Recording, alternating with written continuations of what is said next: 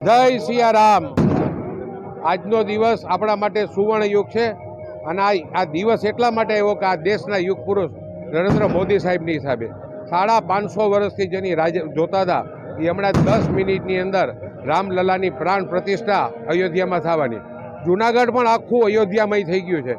અમારું પણ રઘુવીર સેના અને જલારામ સર્કલે કાલથી ને બધા કાર્યક્રમો ચાલુ છે। અત્યારે પણ બ્લડ કેમ્પનો પણ કાર્યક્રમ ચાલુ છે। તમે જ્યાં જાઓ ને જૂનાગઢમાં ત્યાં તમને અયોધ્યા દેખાય। ફરીને 500 વર્ષ પછી આપણને આપણી હાથ પેઢી વહી ગઈ।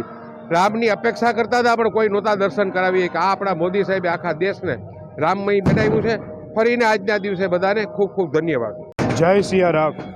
પાર્થ કોટેચા મારું નામ છે। આજે જે 500 વર્ષથી રાહ જોતા હતા એ દિવસ જે છે એ આજે આવ્યો છે। આ દિવસ ઇતિહાસમાં સુનેરા અક્ષરોમાં લખાશે।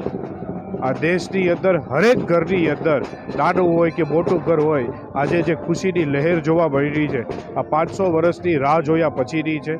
આજે એવું લાગે છે કે ફરી એકવાર જાણે દિવાળી આપણા ઘરના આંગણે આવી હોય।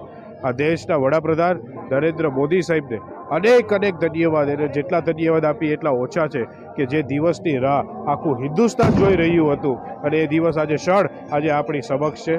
ઘરે ઘરે શ્રી રામની ધૂન વાગે અને શ્રી રામનો જય જયકાર થાય અને બધા લોકો ખૂબ ખુશીથી રહે એવી આજના દિવસે પ્રભુ શ્રી રામને પ્રાર્થના કરું છું। જય જય શ્રી રામ।